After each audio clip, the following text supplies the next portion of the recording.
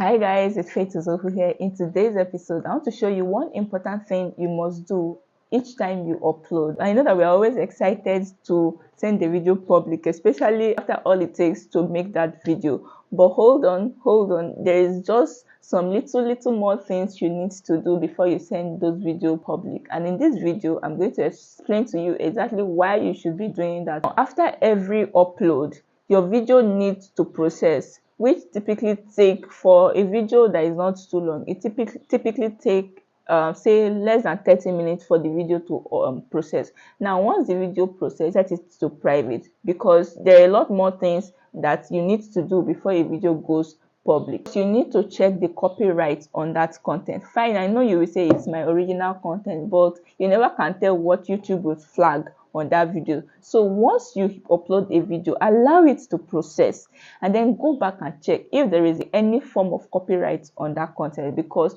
any form of copyright reduces your visibility. If it is a copyright strike, it is the worst. But if it is a copyright claim, which is like something very normal and kind of like usual, it is less of a crime, like not really a serious crime. It is just something you can make adjustments on. There would be a prompt on your YouTube studio that will tell you what to do. That is the options you have to resolve that copyright claim.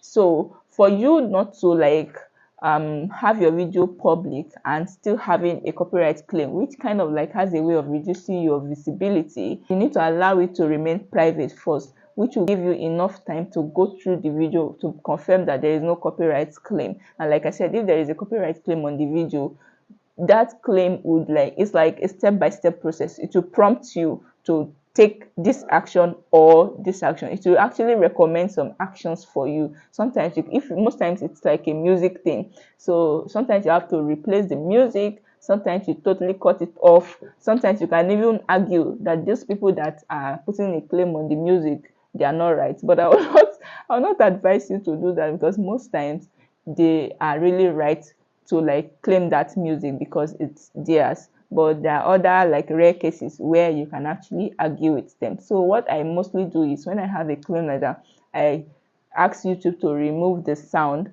from my video.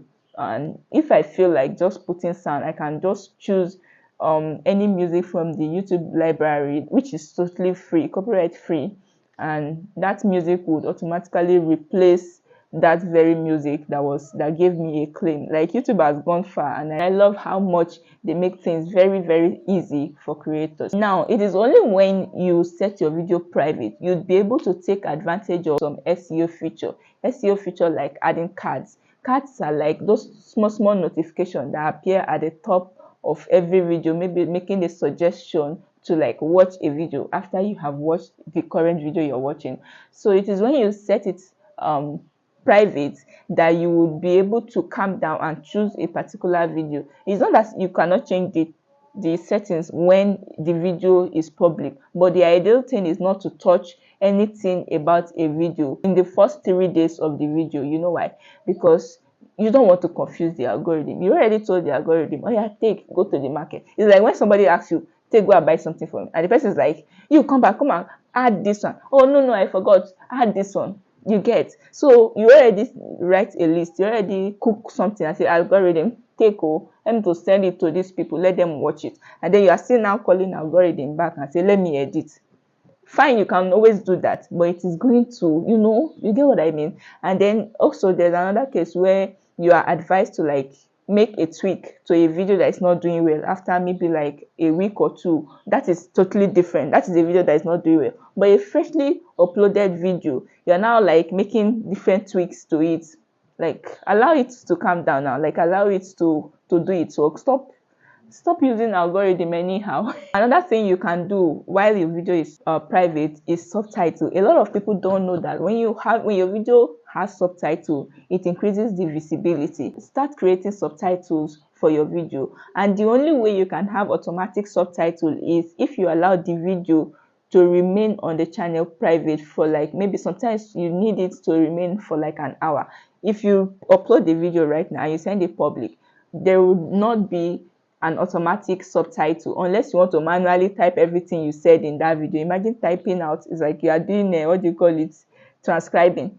Imagine transcribing everything you said in a video. That's work. When the YouTube AI can do it for you. So it's only when you send your video private that YouTube AI can actually provide you with a subtitle after like an hour or so. So what I would normally do is, after having my video go private, after a while I'll go back to that video and edit, because AI now, little, of course AI does not really understand my Nigerian accent. There are some things that I will say, AI will help me to complete it. Like I can say agege now, AI can change it to something else for me. So you have to like edit your subtitles so that it can make meaning, so that people will not get pissed off and leave that video at the subtitle. Imagine that you're speaking something and I'm not really catching up, and I want to like follow with the subtitle provided, and the subtitle too is being erratic, like there's error on in the subtitle. I'll just discard that video and go elsewhere. So when you put your video private, it gives you an opportunity to,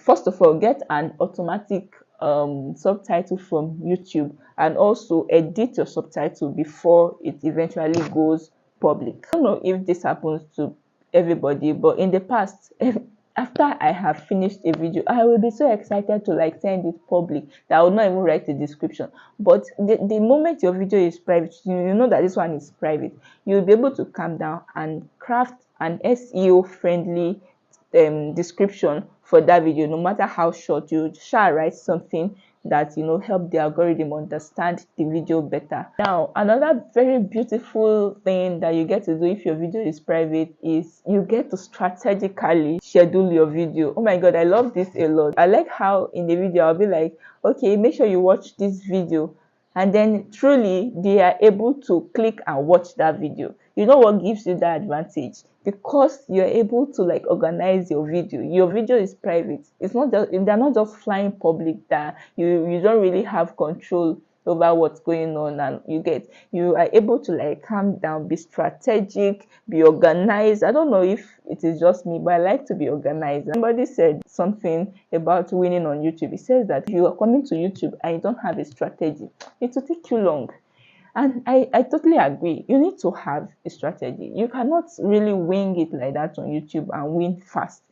Well, like I said, nothing is casted on stone when it comes to YouTube. Sometimes you can wing it and win, but oftentimes you need to be strategic. And one of the ways you can be strategic is with your posting schedule and the content you're posting. Now, I have figured out that the time I use in editing takes way too long, and it literally stopped me from creating content most times. It reduces my posting rate. I have found a way to reduce the time I spend in editing, and I've made a video about it. I will link it in the playlist in the description box.